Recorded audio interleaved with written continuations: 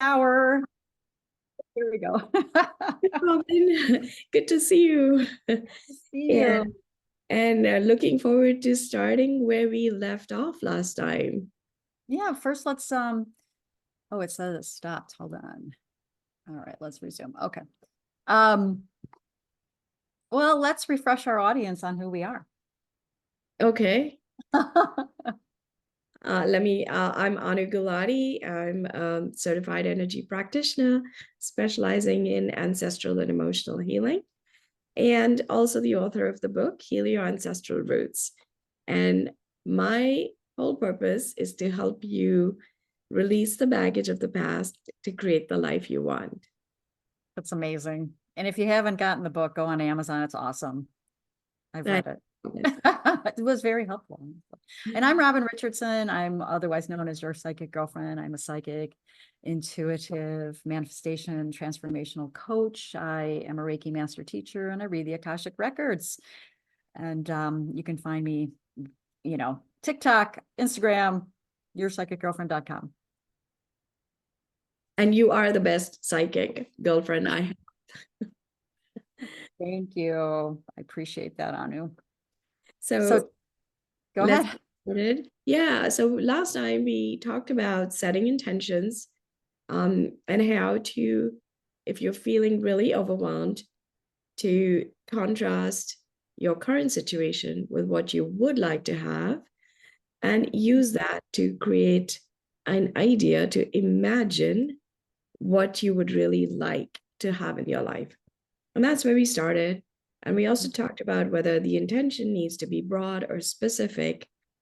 And you had talked about, broader intentions is just as good in the beginning because the idea is to imagine or feel into something different, something possible. And we talked Yeah. about the role of emotions and tools you can use to level up your emotional vibration, um, to create something different. So, do you want to add to that, Robin? Yeah, I think because we talked a lot too about resistance, and I wanted to kind of cover um, what that might be for people. When I say resistance, I know what that means for me, but maybe our listening audience doesn't exactly know what that means. So Okay. one of the things that, in my journey, that kept me from having a clear intention or like not even knowing what I wanted was like the fear of failure, like, oh my gosh, if I start this, I'm probably going to fail. So why start this? Um, and do you want me to add to like how to overcome that? Because, That would be really great. I think it's important to look at failure as the opposite side of success. It's both like the same kind of coin. So it's two sides of the same coin. And so if you can view any kind of failure as either failing forward or an opportunity for growth, that's going to help you to kind of, if that's your mindset, then you can set more manageable goals, like little steps to Mm-hmm. start the journey on setting a goal and knowing that you can achieve these little steps. And that's always a good way to like kind of address fear of failure. So thinking in terms of, well, if I make a mistake or whatever, I can fail forward and learn from it and keep going. Okay. So I think that's super helpful that fear can prevent you from moving towards a different sort of life that you would want or desire. And Yeah, on that note, um, can I talk about how flower essences could help us over there? 100%. Yes. Yeah. So on the basis of the flower essences, there are four different types of fear that could stop us from moving forward. One of these is fears that we can articulate, um, which can be pretty straightforward. I always want to take the trip to Europe, but I'm afraid of flying. So if you can name the fear or you can articulate the fear, that is mimulus, which is spelled Mimulus. If you don't want to articulate the fear, if you're so afraid of articulating the fear itself, and it's just lurking at the back and you don't want to speak about it to others, you're afraid to bring it up, that is aspen. And if you think of the aspen leaf, it kind of quivers even with the slightest rustle of wind.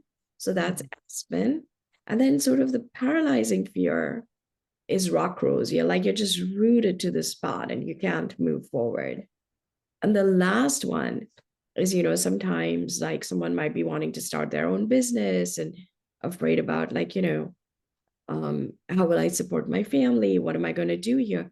That's when you have a lot of fear for the ones you love. That is red chestnut. So that's like 4 of the different kinds of fears that could possibly like stop you from moving forward. Oh, I love that those are great remedies for that. And they're so easy to do. So tell me, I'm curious because I'm not an expert in flower essences, but I have used them. So tell me what happens when you start to use that. Like, what could people expect? And like, share what the protocol is for taking flower essences. Yeah, so the way you take a flower essence, so first of all, a flower essence is simply like the energetic vibration of the flower preserved in water. I mean, it came from the idea that dew essentially has an energetic healing quality, but it's hard to collect enough dew. So flower essences recreate that healing energy of dew. And it was discovered by a British surgeon in the 1930s, so almost about 100 years ago. And they've been around for a long time. So it's just an infusion of wildflowers preserved in water preserved with brandy. And so when you get it, it's like a dosage bottle like this. You can get a bottle like this. And the flower essence, comes in a similar bottle, smaller bottle. And you just fill this with spring water and put 2 drops of the essence that you want to take. And then take it 4 times a day. 4 drops, 4 times a day. And you're going to start to notice a difference within like 3 weeks or less. That's pretty quick. Yes, because all these fears sit in the limbic part of the brain, and those thoughts give rise to the emotions. So the flower essences are working with the energy field and calming the emotions, so that the fear is not triggered, and the emotions sort of start to shift, and that allows you to move forward. That's perfect. So let's talk about the second one that I've got. Okay. Yes. The comfort zone. Yeah, we get so comfortable in our lives that we really resist change because we are comfortable. We are familiar with what's maybe not serving us. I mean, I can't even tell you how long like I sat in my discomfort because I didn't know what the unknown would be like. So one of the ways to break out of the comfort zone is that's helpful is to challenge yourself into taking small risks, trying new experiences, exposing yourself to different perspectives, just with an open mind. And gradually you can start building confidence and resilience. One of the things I do that's more like woo-woo-ish is I take a different route to work or to the workout. Like I take different ways to get different places, in, just to shake up my routine, which then also helps me open up to other energies, whether it's conscious or unconscious. It's pretty cool when you just do one different thing a day.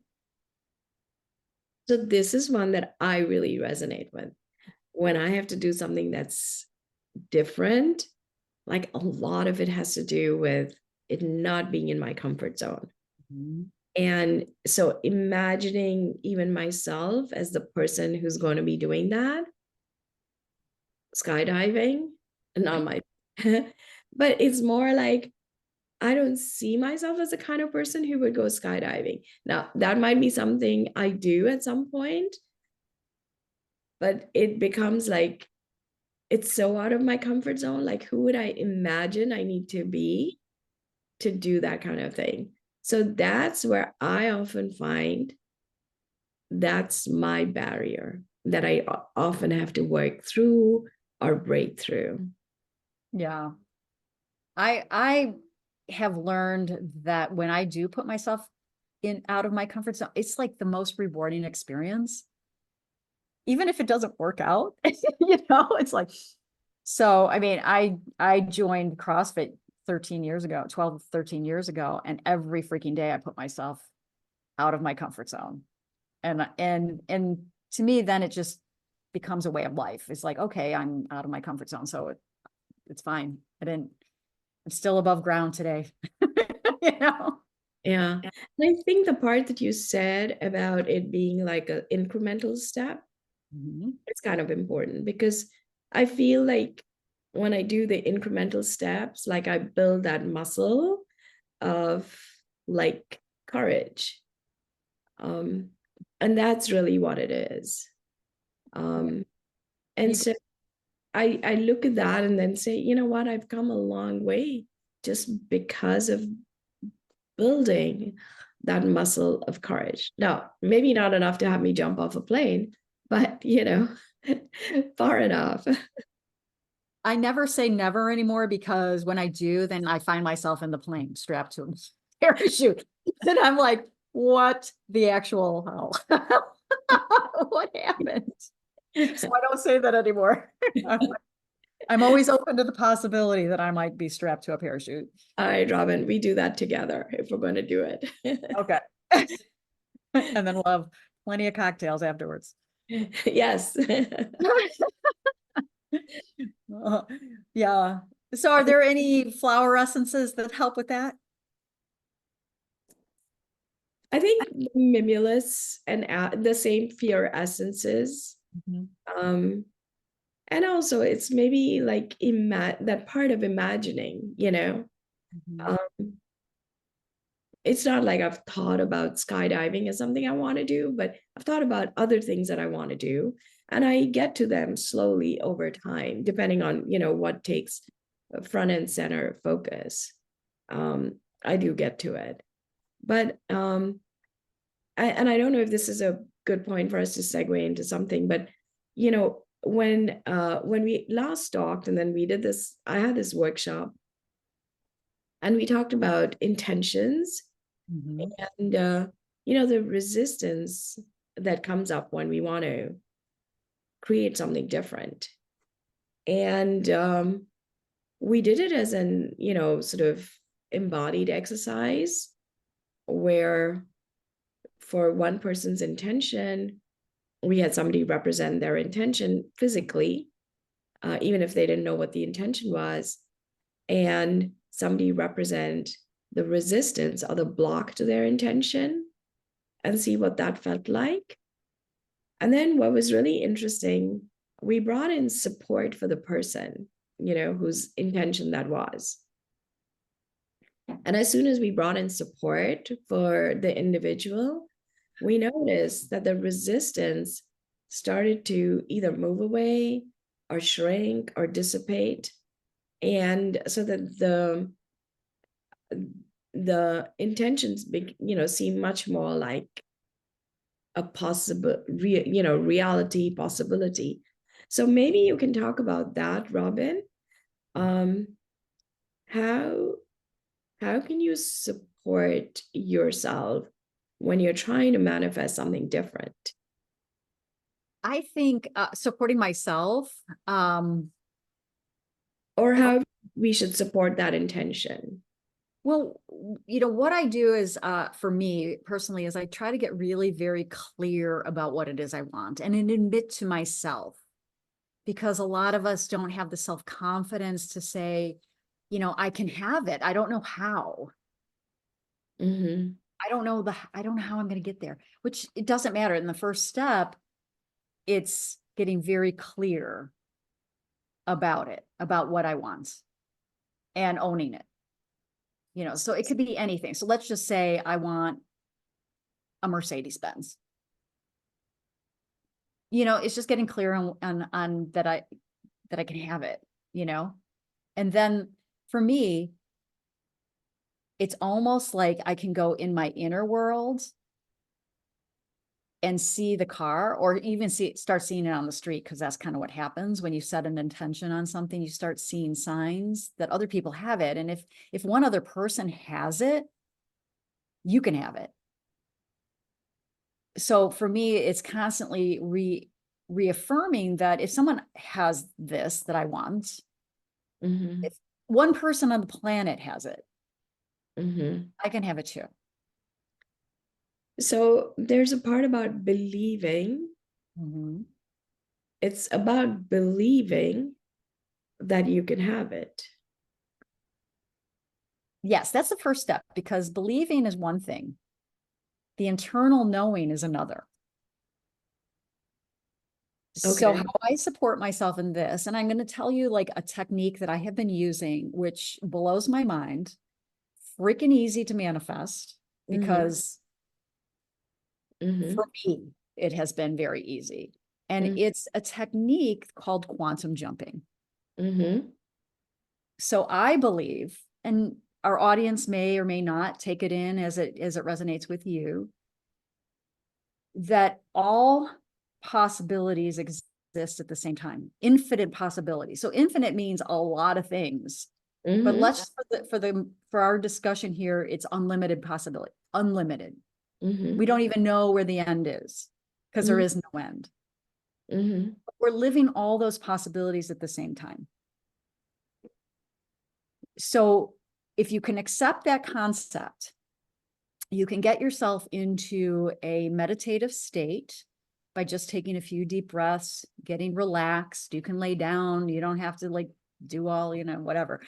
You can just lay down. You can do it at night before you go to bed when you're completely relaxed. And you see yourself in a hallway. And at the end of this little hallway is a doorway. And on the other side of this doorway is the you who's already living this, Mm-hmm. already is driving the Mercedes Benz, who's already in the great relationship or fabulous career. You don't like it's on the other side of that doorway. Mm-hmm. And so when you're in this relaxed state, you go to the doorway, you open the door and you jump through it. Now, you don't have to like try to visualize anything. You don't have to do anything, but just kind of feel the essence of this life path. So literally you're feeling the vibration of the you that has this. You're getting to the frequency of the you that has this. And you only have to spend a few seconds with it.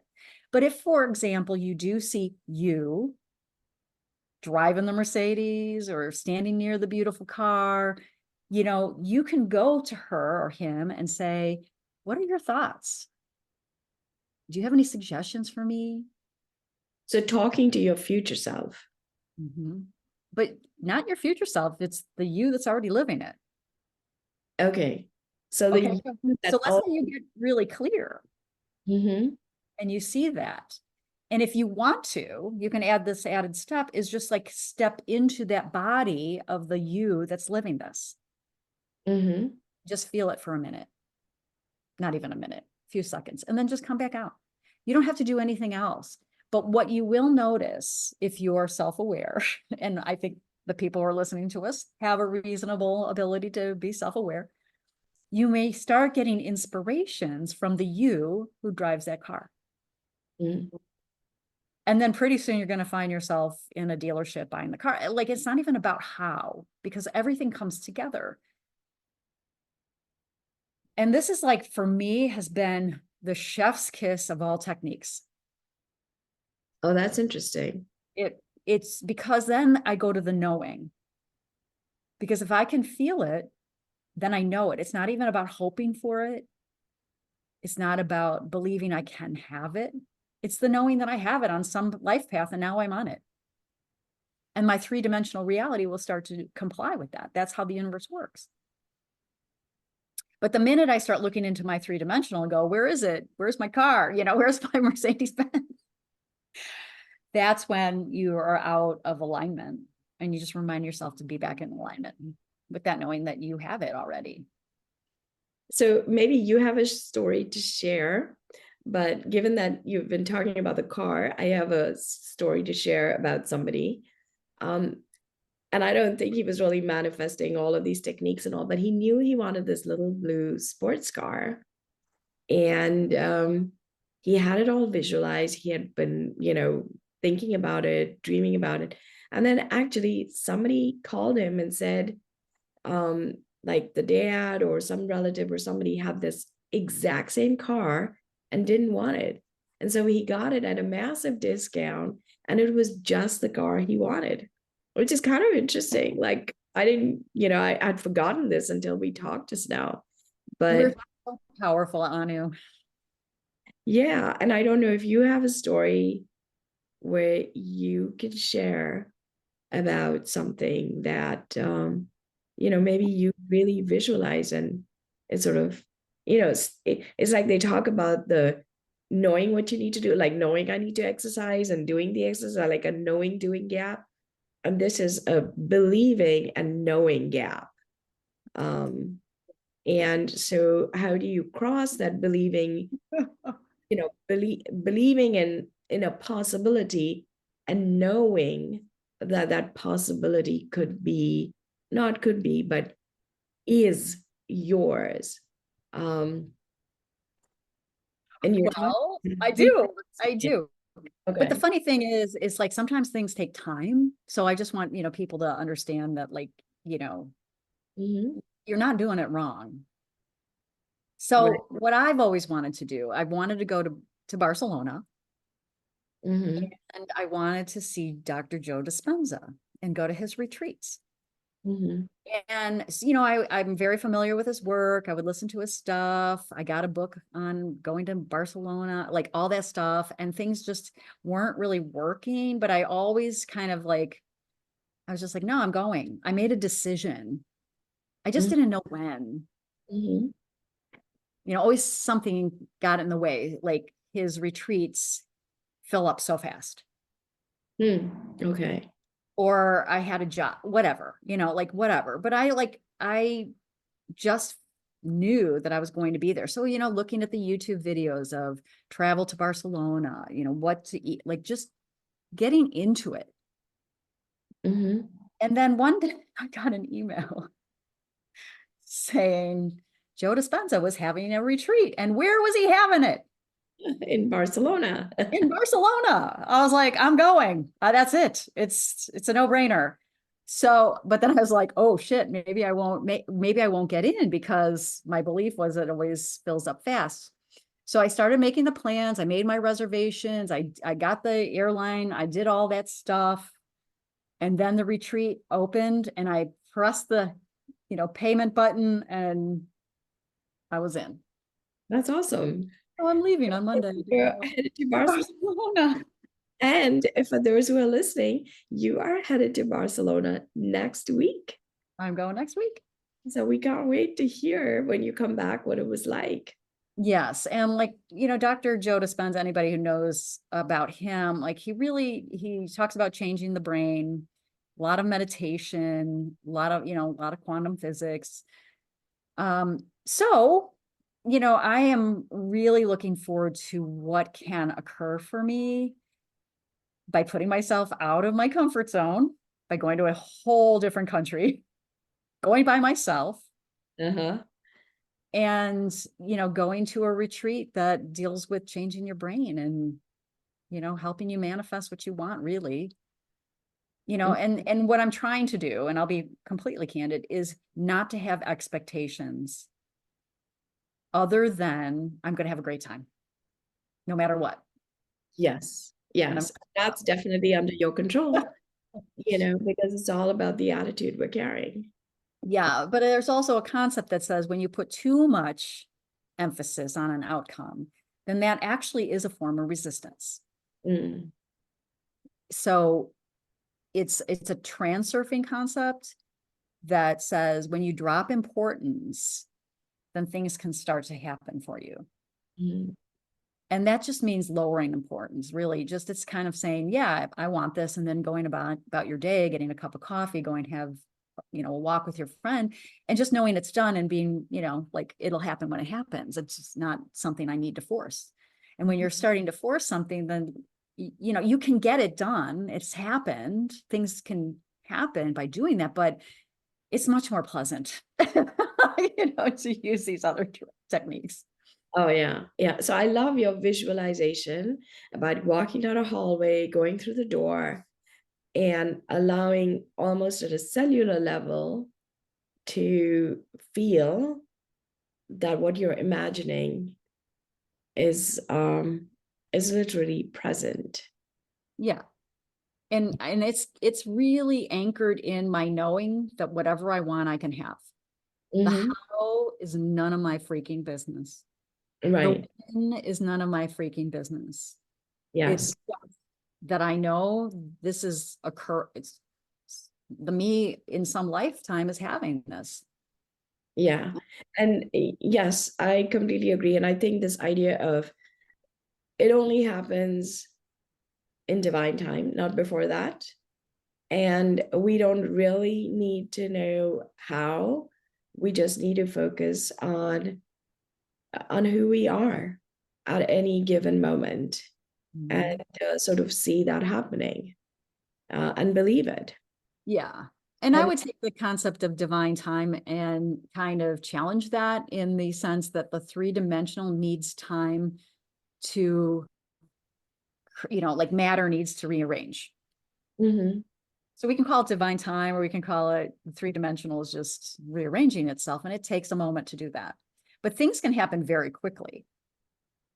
Things yes, can happen very quickly. yes, yes.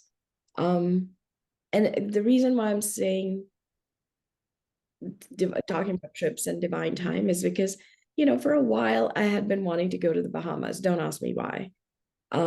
Just because people had been talking about it. And when we went, it happened in the most unexpected way, where my son had time off and wanted to actually spend it with us.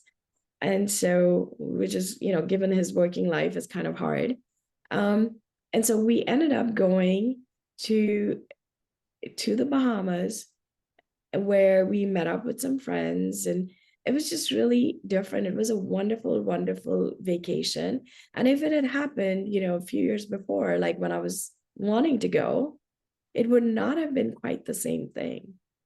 So I feel like the delay creates, like, all the strands come together to create something different. Yeah, it all aligns. Yes, yes. And so, before we close, do we want to draw like an oracle card? And so let's tell people about why we're using the oracle cards. Go ahead. Yeah. Okay, so when we talked about like supporting ourselves, going through the doorway, I feel that there are also like additional tools we can always use to be always supporting ourselves into making that journey from believing to knowing. Um, and I find like an oracle deck is one of the ways, flower essences is one of the ways, the visualization is one of them. But I like the deck because it's not a tarot deck. Right. An oracle deck tends to be more positive, more life affirming, also telling you kind of what you need to shift. And so I have my favorite decks, as you do, Robin. And so I picked out a very old deck that I have, which is the flower therapy deck. Ooh. Um, and so I'm just going to um, sort to shuffle my deck and pull a card. And if you want to share which deck you're doing in the meantime, we can both pull Yes. one. My deck Uh, is Angel Oracle deck. Oops. can you hold it back a little? Yeah, I No, have back towards you. Ah, there we go. The the blurry thing. okay. And it's by Amphika Waters. Mm. And it's beautiful. It's a beautiful gold angel, healing angel energy. Oh, very nice. So Okay. I will shuffle mine and pull one for the collective. Well, you get yours. Ooh. So the one I got, which I don't know if it's possible to see on the screen. Let me see if it goes up. Oh yeah, yeah. It actually is, it says emotional healing. It's the bleeding heart flower, which, is kind of teardrop shaped and it is heart shaped and has like a little teardrop coming out of the end of it. And it's called bleeding heart. And it says, it's safe for you to let go of old emotional pain. And by doing so, you allow your heart to mend, which I think is perfect for today. I Because it's think. all about letting go of the past and moving on to something new. I love that. And I selected, oh, come on. I'm gonna have to like do something different the next time. There There we we go. go. Perfect. The angel of freedom. Ah, And it's the function of the angel of freedom is to remove obstacles to freedom. And it can help us find our freedom, value its place in our lives, and cherish it in our relationships. So freedom. So wow. I think that's pretty cool too. Yes, yes. And Yeah. she's beautiful. Oh, lovely. Oh, that. So on that note, we are ready to end for today. Yes. And we will see you. We will see you when you're back from Barcelona. Yes. And I want to remind everybody, if they'd like to find you and have a session with you, to go to healyourancestralroots.com.